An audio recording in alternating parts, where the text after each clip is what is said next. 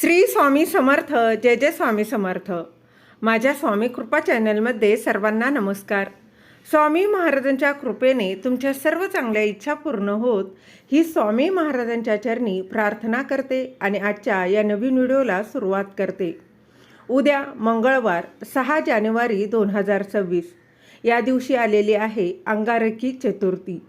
तर अंगारकी चतुर्थीचा उपवास कधी सोडावा, त्याचबरोबर चंद्रोदयाची वेळ काय आहे आणि अंगारकी चतुर्थीची गणपती बाप्पांची अगदी शास्त्रोक्त पद्धतीने साध्या सोप्या पद्धतीने पूजा कशी करावी याची संपूर्ण माहिती या व्हिडिओत मी तुमच्यासोबत शेअर करणार आहे. त्याआधी तुम्ही माझ्या चॅनलवर नवीन असाल तर सबस्क्राईब नक्की करा. 6 जानेवारी मंगळवार म्हणजेच उद्या आहे अंगारकी संकष्टी चतुर्थी.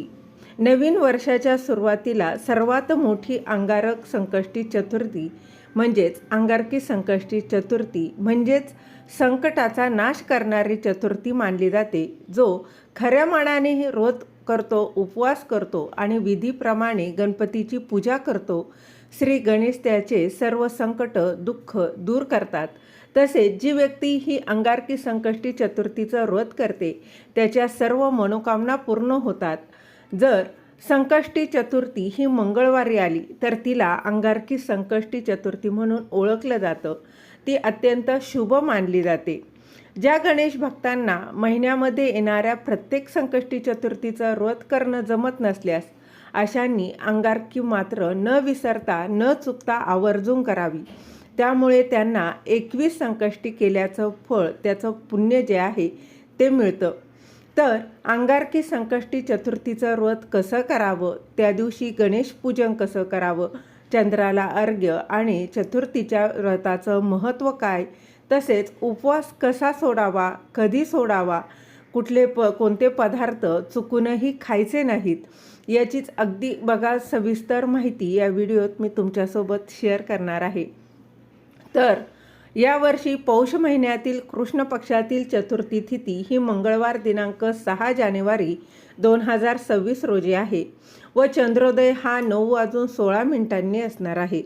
तसंही अंगारकी चतुर्थीला दुसरं नाव आहे मंगळी चतुर्थी, कारण मंगळवारी ती येत असते आणि त्या दिवसापासून आपल्याला जर चतुर्थीचं व्रत सुरू करायचं असेल तर ते सुद्धा आपण करू शकतो. बरेच जण विचारतात आम्हाला कायमची संकष्टी चतुर्थी धरायची आहे तर आम्ही ती कधीपासून सुरू करावी. तर हा दिवस तुमच्यासाठी अतिशय चांगला आहे, कारण अंगारकी चतुर्थीलाच आपण त्या व्रताला सुरुवात करू शकतो. अंगारकी चतुर्थीला श्री गणपतींची विधिवत पूजा केल्यास ती अतिशय फलदायी ठरते. या दिवशी सकाळी लवकर उठून स्नान करावं, त्यानंतर सूर्यदेवांना अर्घ्य द्यावं. पूजेपूर्वी सर्वप्रथम तुपाचा दिवा लावावा. त्यानंतर ओम गणगणपते नमः, ओम गणगणपते नमः या मंत्राचा साधारणतः 108 वेळा किंवा जास्तीत जास्त जेवढा जप करता येईल तेवढा जप करून व्रताचा संकल्प करावा. श्री गणेशाला प्रार्थना करावी. पूजा करण्याच्या वेळी लाल वस्त्र परिधान करावं. श्री गणपतींना सर्वप्रथम पाण्याने आणि नंतर पंचामृताने म्हणजेच दही, दूध, तूप, मध आणि साखर यांच्या मिश्रणाने स्नान घालावं. तुम्ही कुंकवाचे मिश्रण तयार करून सुद्धा गणपती बाप्पांच्या मूर्तीला स्नान घालू शकता. त्यानंतर पुन्हा स्वच्छ पाण्याने स्नान घालायचं. स्नान घालत असताना तुम्ही ओम गणगणपते नमः, ओम गणगणपते नमः किंवा तुम्ही अथर्वशीर्ष 1 वेळा अवश्य म्हणा आणि त्याने गणपती बाप्पांना अभिषेक घाला.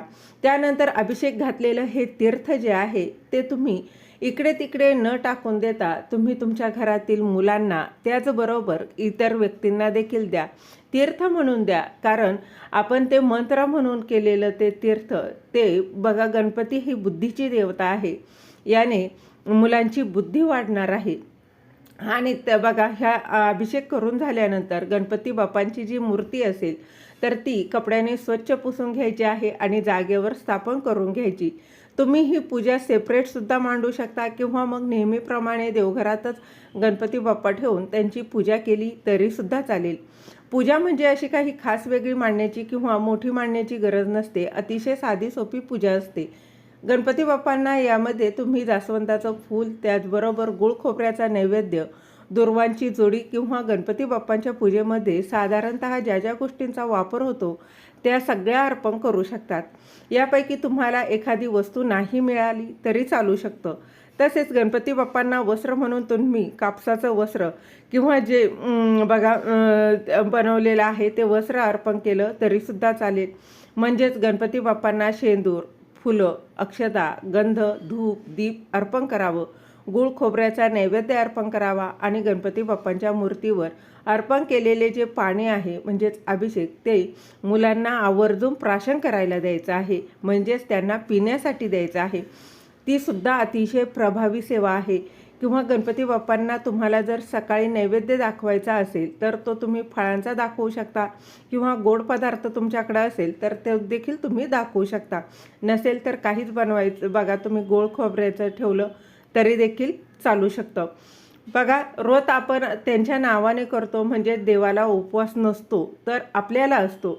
त्यामुळे आपण उपवासाचे पदार्थ खायचे आणि देवाला आपण काही पण म्हणजेच गोड पदार्थ असतील किंवा फळाचा नैवेद्य असेल, जे यथाशक्ती जे तुमच्या क्षमतेनुसार आपण तो देवाला दाखवू शकतो. बघा, या पद्धतीची पूजा तुम्ही प्रत्येक चतुर्थीला करू शकता. आता आपल्याला आठवणीने कापूर आरतीसुद्धा लावायची आहे आणि त्याच वेळेस तुमच्या मनातली जी काही इच्छा असेल ते तुम्ही सांगू शकता. एका छोट्याशा भांड्यामध्ये किंवा कापूरदानीमध्ये काही अक्षता ठेवायच्या आणि त्या अक्षतांवर तुम्ही 2 कापराच्या वड्या तुपामध्ये भिजवून किंवा मग तशाच ठेवल्या तरीसुद्धा चालतील आणि त्यावेळेस तुम्हाला ती कापूरवडी प्रज्वलित करायची आहे आणि तुमची इच्छासुद्धा त्यावेळेस सांगायची आहे. आता अंगारकी चतुर्थीला पूर्ण दिवस उपवास करावा. उपवासामध्ये तुम्ही फळं खाऊ शकता, पाणी पिऊ शकता, दूध किंवा फळांचे रससुद्धा पिऊ शकता, म्हणजे ज्यूस पिऊ शकता. तुम्हाला खिचडी खायची असेल तर ती देखील खाऊ शकता, पण खिचडीमध्ये सैंधव मिठाचा वापर करावा. फक्त भगर खाऊ नका, भगरसुद्धा वर्ज्य आहे. व्रताच्या सर्व नियमांचं काटेकोर पालन करावं. तसेच या दिवशी तुम्ही गरजू लोकांना धान्य, धन दान स्वरूपात करू शकता, जेणेकरून ते त्यांचा उदरनिर्वाह त्यातून करू शकतील. आणि दान करताना शक्यतो ते गुप्त करावं, कारण गुप्तदान हे सर्वश्रेष्ठ दान असं म्हटलं जातं. तर हा नियमसुद्धा पाळा. या दिवशी गाईला अन्न किंवा हिरवा चारा खायला द्या. या दिवशी शक्य असेल तर एखाद्या गोशाळेला देणगी द्या. त्याचबरोबर बघा, मात्र संकष्टी चतुर्थीचा उपवास करताना जमिनीखाली उगवलेले जे पदार्थ आहेत ते खाल्ले जात नाहीत. उदाहरणार्थ बघा, गाजर, बीट, मुळा, कांदा, लसूण हे खाण्यास मनाई केली आहे. त्याचबरोबर फणससुद्धा खाऊ नये असं सांगितलं आहे. फणस किंवा फणसाची भाजी किंवा फणसापासून बनवलेले कोणतेही पदार्थ या दिवशी खायचे नाहीत. त्याचबरोबर कोणत्याही उपवासाच्या दिवशी घरामध्ये मांसाहार आणि मद्यपान पूर्णपणे वर्ज्य सांगितलेलं आहे. अशा या पवित्र दिवशी आपण आपल्या घरामध्ये किंवा बाहेरसुद्धा आपण या दिवशी नॉनव्हेज खायचं नाही. जरी आपण या दिवशी उपवास करत नसलो तरीसुद्धा आपल्या घरामध्ये या दिवशी मांसाहार बनता कामा नये. असं केल्याने गणपती बाप्पा तुमच्यावरती नाराज होतील. मग मांसाहारामध्ये बघा, तुम्ही अंडी, चिकन, मटण, मासे हे संपूर्ण पदार्थ तुम्हाला वर्ज्य करायचेच आहेत. त्याचबरोबर सायंकाळी चंद्रोदयापूर्वी श्री गणपतींचं पुन्हा एकदा पूजन करावं. संकष्टी व्रत कथेचं किंवा अंगारकी व्रत कथेचं पठण करावं. ते सुद्धा खूप महत्त्वाचं आहे, कारण व्रत म्हटलं की त्याची कथासुद्धा वाचणं आलंच. बघा, तुम्हाला तुमच्याकडं पुस्तक नसेल, तुम्ही गुगलवर सर्च करा किंवा आपल्या यूट्यूब चॅनलवर आलेली आहे, तुम्ही ती कथा देखील ऐकू शकता. त्याचबरोबर बघा, सायंकाळच्या पूजेच्या वेळी तुम्ही गणपती बाप्पांना चंदनाचा किंवा कुंकवाचा गंध लावू शकता. 21 मोदक किंवा मोतीचूर लाडवाचा नैवेद्य दाखवू शकता किंवा खिरापतीचा नैवेद्य दाखवू शकता. खिरापत या शब्दामध्ये सगळं ख अक्षरावरून जे पदार्थ येतात त्यांचा वापर होतो, जसं की खारीक आहे, खोबरं आहे, खडीसाखर, खसखस आणि यामध्ये अजून काही ख वरून पदार्थ असेल तर तो देखील तुम्ही दाखवू शकता.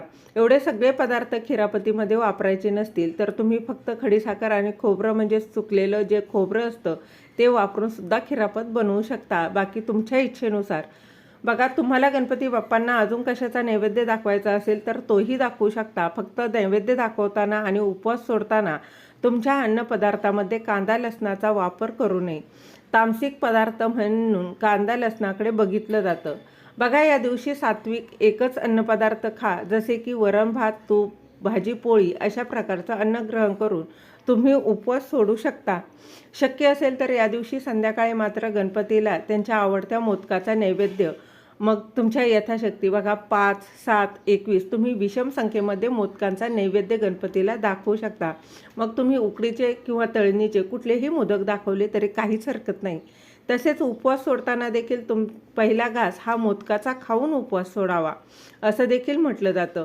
हे चतुर्थीचं व्रत केल्यानं आपल्या कुंडलीतील मंगळ ग्रह मजबूत होतो. या दिवशी मनोभावे गणेशाची पूजा केली तर सर्व विघ्ने संकटे दूर होतात, सुख समृद्धी प्राप्त होते. असं हे विघ्नहर्ता, बुद्धीची देवता श्री गणेश यांचं व्रत अत्यंत प्रभावी मानलं जातं. या दिवशी तुम्ही गणपती बाप्पांबरोबर हनुमंताची पूजा केली तर ती सुद्धा फलदायी ठरते. या दिवशी व्यक्तीने शेंदूर टिळा लावल्यास कुंडलीतल्या मंगळ ग्रहाचा दोष जो आहे तो दूर होतो. या दिवशी गणेशासोबत चंद्राचीही पूजा करण्याची परंपरा आहे. त्याशिवाय हे व्रत जे आहे ते अपूर्ण आहे. चतुर्थीच्या दिवशी आपल्याला श्री गणेशाची पूजा करून चंद्रोदय झाल्यानंतर चंद्रदेवतेची पूजा करून मग आपल्याला उपवास सोडायचा आहे. आपण श्री गणेशाची देखील पूजा करायची आहे. गणपतीला धूप दीप नैवेद्य दाखवायचा आहे, आरती करायची. चंद्रोदयाची वेळ पाहून आपण चंद्राची देखील पूजा करायची आहे. चंद्राला अर्घ्य म्हणजे जल अर्पण करायचं आहे. अर्घ्य देताना हळद कुंकू अक्षता फुलं व्हायची आहेत, नमस्कार करायचा आहे, नैवेद्य दाखवायचा आहे आणि मग आपल्याला अन्न ग्रहण करून उपवास सोडायचा आहे. उपवास सोडताना आसनावर बसूनच उपवास सोडायचा आहे. चंद्रोदय होण्याआधी उपवास सोडू नका, नाहीतर तुम्हाला त्या व्रताचं फळ अजिबात मिळणार नाही. गणपतीला नैवेद्य दाखवताना त्यामध्ये तुळशीचा वापर अजिबात करू नका किंवा पूजेतसुद्धा तुळशीचा वापर करू नका. तर ही मोठी चतुर्थी आहे, त्यामुळे तुम्ही दिवसभरामध्ये आपल्या जवळपास कुठे गणपती बाप्पाचं जर मंदिर असेल तर तिथे जाऊन तुम्ही गणपती बाप्पांचं दर्शन घेऊ शकता. तुम्ही चतुर्थीचा उपवास सोडताना देखील तुम्ही एखादा गणपती बाप्पांचा मंत्र देखील म्हणू शकता किंवा मग गणपती बाप्पाची आरती करत असतो तर आरती जरी केली तरी पण चालेल. तसं दिवसभरामध्ये गणपती अथर्वशीर्ष, गणपती स्तोत्र, गणपती बाप्पांचा जप, ज्या काही बघा गणपती बाप्पांच्या सेवा असतात त्या अवश्य करा. बघा, एकदा तुम्ही अंगारकी संकष्टी चतुर्थीपासून संकष्टी चतुर्थी जर सुरू केली तर ती तुम्हाला कायमस्वरूपी धरावी लागते. जर तुम्ही काही म्हणजे ठराविक संकल्प केलेला नसेल तर की बघा 11 करायच्या, 21 करायच्या, बाकी तुम्हाला कायमस्वरूपी जर हे व्रत करायचं असेल तर तुम्हाला ती चतुर्थी मोडता येत नाही. आणि कधी मोडली तर पुन्हा अंगारकी चतुर्थी आल्याशिवाय तुम्हाला त्या उपवासाला सुरुवात करता येत नाही. तसेच बघा, मासिक पाळी असेल, सुतक विटाळ असेल तर तुम्हाला उपवास करता येईल, पण मात्र तुम्हाला इतर पूजा मांडणी वगैरे करता येणार नाही. घरातल्यांनी पूजा मांडणी केली तरी चालू शकतं. नामस्मरण मात्र तुम्ही करू शकता. या व्रताच्या दिवशी आपलं आचरण हे चांगलं असावं. कोणाचा अपमान करू नये, कोणाशी भांडण करू नये, कोणाला वाईट बोलू नये, त्याचबरोबर सर्वांशी प्रेमानं वागा. अशा प्रकारे आपण या सर्व नियमांचं अगदी काटेकोरपणे पालन केलं तर आपल्याला या चतुर्थीचं व्रताचं संपूर्ण फळ जे आहे ते मिळेल आणि गणपती बाप्पांचे आपल्यावरती प्रसन्न होतील आणि आपली अधिकाधिक प्रगती होईल. झालेली सेवा महाराजांच्या चरणी रुजू करते. दिलेली माहिती